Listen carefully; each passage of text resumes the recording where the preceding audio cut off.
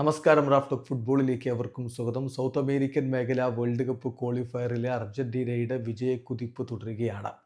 Already world കപ്പിന് യോഗ്യത നേടിയ ടീമാണ് അവർ. പക്ഷേ വിജയം അവർ തുടർക്കഥയാക്കുന്നു. ഇപ്പോഴിതാ ചിലിയെ ഏകപക്ഷീയമായ ഒരു ഗോളിന് തോൽപ്പിച്ചിരിക്കുന്നു. ചിലിയിൽ വെച്ച് നടന്ന മത്സരത്തിൽ വിജയ ഗോൾ കണ്ടെത്തിയത് ഹൂലിയൻ അൽവാരസ് ആണ്. യുവതാരങ്ങൾക്ക് അവസരം കൊടുക്കാൻ പ്രത്യേകം ലണൽ സ്കലോനി ശ്രദ്ധിച്ച മത്സരത്തിൽ ലിയോ മെസ്സിയെ ബെഞ്ചിലിരുത്തി. അദ്ദേഹം പിന്നീട് സബ്സ്റ്റിറ്റ്യൂട്ട് റോളിലാണ് വന്നത്. അർജന്റീനയുടെ മുന്നേറ്റങ്ങൾ നയിച്ചുകൊണ്ട് Nico Paz, Thiago Almada, Giuliano Simeone, Julian Alvarez എന്നിവരാണ് ഒരുമിച്ച് കളിക്കളത്തിലേക്ക് ഇറങ്ങിയത്. മികച്ച പ്രകടനം നടത്തിയ അൽമൈഡ തീർച്ചയായിട്ടും അദ്ദേഹം റൺ ചെയ്തു. മത്സരത്തിൻ്റെ 16-ാമത്തെ മിനിറ്റിൽ അദ്ദേഹത്തിൻ്റെ മികച്ചൊരു ബോളിൽ നിന്നാണ് ഹുലിൻ ആൽവാരസ് ഫിനിഷ് ചെയ്യുന്നത്. അർജന്റീന ലീഡ് എടുക്കുന്നത്. ആദ്യ പകുതി അവസാനിക്കുമ്പോൾ ഏകപക്ഷീയമായ ഒരു ഗോളിന് അർജന്റീന മുന്നിലായിരുന്നു. രണ്ടാം പകുതിയിൽ കോച്ച് മാറ്റങ്ങൾ വരുന്ന കാഴ്ച കണ്ടു. നിക്കോ പാസിനെ പിൻവലിച്ച് ലിയോ മെസ്സിയെ 57-ാമത്തെ മിനിറ്റിൽ കളിക്കളത്തിലേക്ക് വിട്ടു.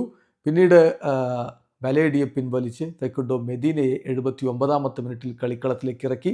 അംഗേൽ കൊറേയ ഹുലിൻ ആൽവാരസിന് പകരം 80-ാമത്തെ മിനിറ്റിലാണ് കളിക്കളത്തിലേക്ക് എത്തിയത്. പിന്നീടാണ് ചരിത്ര നിമിഷം വന്നത്. കുട്ടിത്താരത്തെ കളിക്കളത്തിലേക്ക് വിട്ടു സ്കലോനി.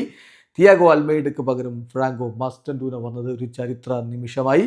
ഏതായാലും ഏകപക്ഷീയമായ ഒരു ഗോളിൻ്റെ വിജയം നേടിക്കൊണ്ട് 15 കളികളിൽ നിന്ന് 34 പോയിന്റോടെ 1-ാം സ്ഥാനത്ത് വിരാജിക്കുന്നു സൗത്ത് അമേരിക്കൻ മേഖല വേൾഡ് കപ്പ് ക്വാളിഫയറിൽ ലോക ചാമ്പ്യന്മാരായ അർജന്റീന. വീഡിയോ അവസാനിക്കുന്ന ഫുട്ബോൾ ലോകത്തെ കൂടുതൽ വിശേഷങ്ങളുമായി റാഫ് ടോക്സ് എത്താം.